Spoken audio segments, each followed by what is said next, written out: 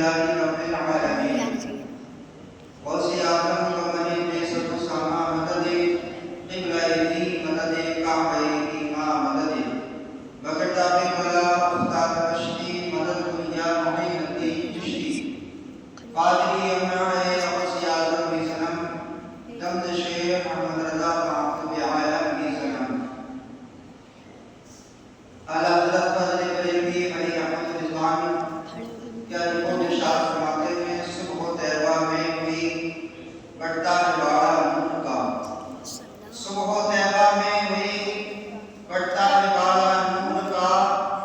نور لینے آیا ہے دل اتارا نور کا نور لینے آیا ہے دل اتارا نور کا اور تیری نسل پاک میں ہے بچہ بچہ نور کا تیری نسل پاک میں ہے بچہ بچہ نور کا تو ہے عین نور تیرا سب بڑھانا نور کا تو ہے عین نور تیرا سب بڑھانا نور کا اور چاند چھپ جاتا جدھر انگلی اٹھاتے مہد میں چاند چھپ جاتا جدھر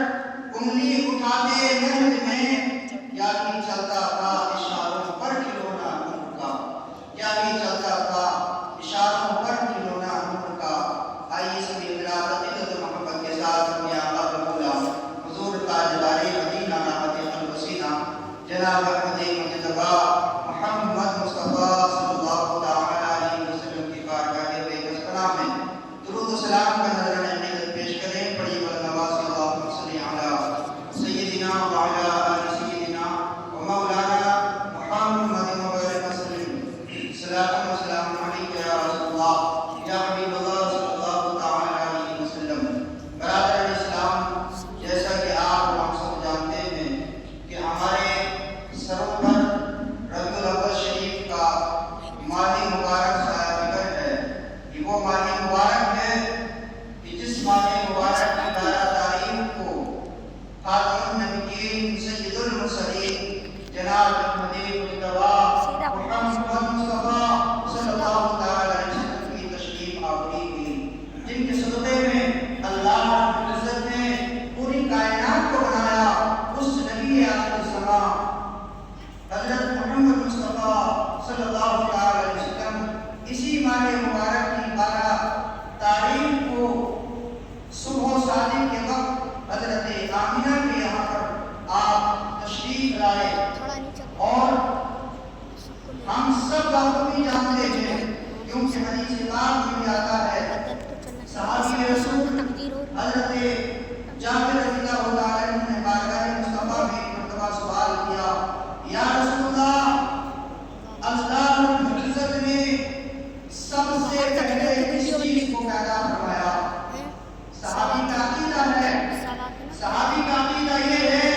کہ ہمارے آقا حضور مصطفیٰ صلی اللہ تعالی علیہ وسلم اپنے بعد کی بھی خبر رکھتے ہیں اور اپنے سے پہلے کی بھی خبر رکھتے ہیں آپ جانتے ہیں کہ آپ کا اسلام تسلیم تو اللہ رب العزت نے کل عالم کا علم عطا فرمایا اسی لیے صحابی رسول نے سوال کیا یا رسول اللہ اللہ رب العزت نے سب سے پہلے کس چیز کو پیدا فرمایا آپ کا اسلام تسلیم نے ارشاد فرمایا قسم ہے مجھے اس رب ذوالجلال کی جس کے قبضہ قدرت کی شان ہے فرمایا جابر اللہ رب العزت نے سب سے پہلے تیرے حبیب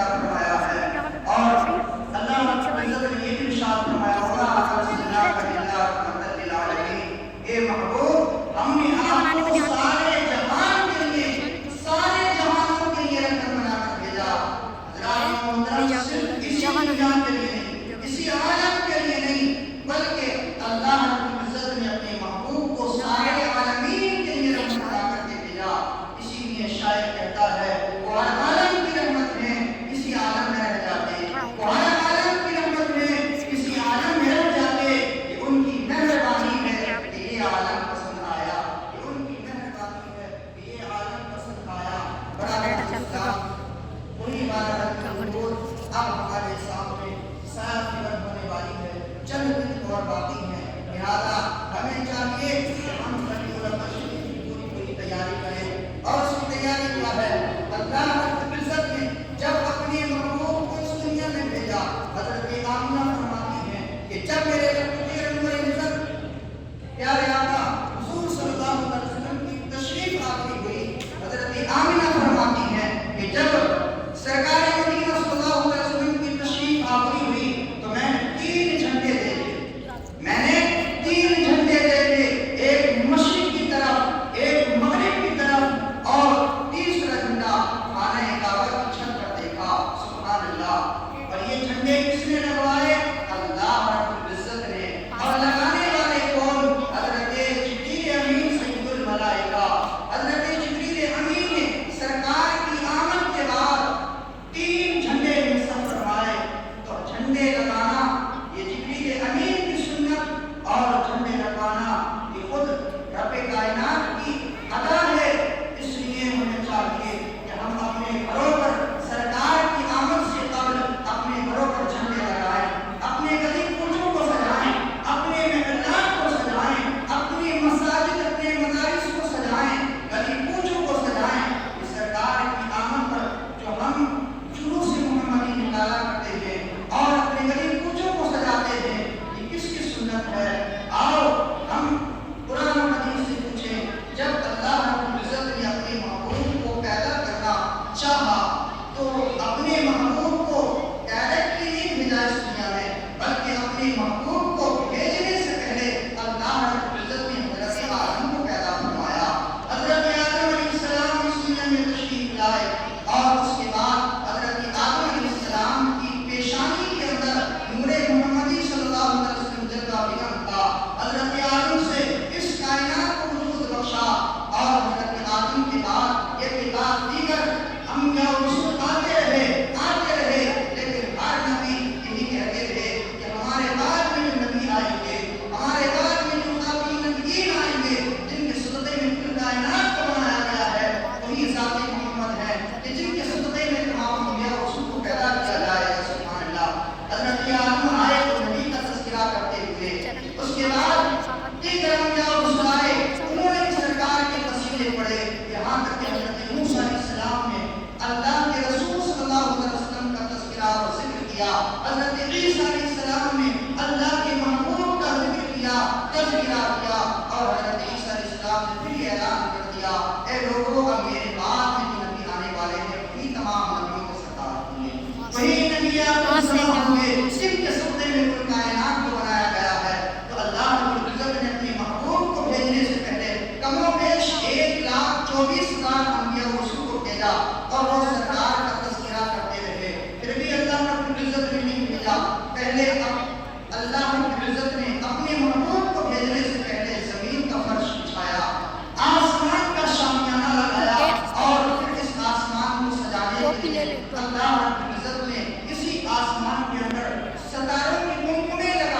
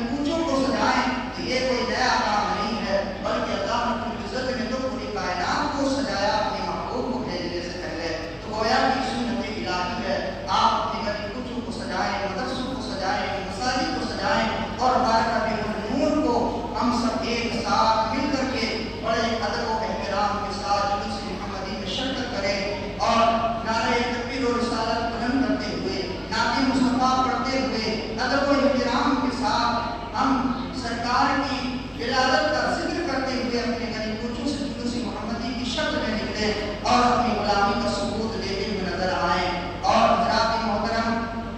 جو سرکار مدینہ صلی اللہ علیہ وسلم کی ولادت پر اپنے مال کو خرچ کرتا ہے، اس کی مخالفت کرتے صدیق اکبر رضی اللہ تعالیٰ عنہ خلیفہ اول اور تمام انبیاء اور رسول کے بعد جن کا سب سے بڑا مقام و مرتبہ ہے، وہ صدیق اکبر فرماتے ہیں، جن کے لیے آقا علیہ الصلوۃ والسلام نے فرمایا صدیق تم جنتی ہو. سبحان اللہ. وہ صدیق اکبر فرماتے ہیں کہ اگر کوئی بندہ مومن سرکار مدینہ صلی اللہ علیہ وسلم کی ولادت پر ایک روپیہ بھی خرچ کرتا ہے، ایک پیسہ بھی خرچ کرتا ہے، تو کل قیامت کے دن بروز حشر میں اسے اپنے ساتھ جنت میں لے کر کے جاؤں گا. سبحان اللہ. یہ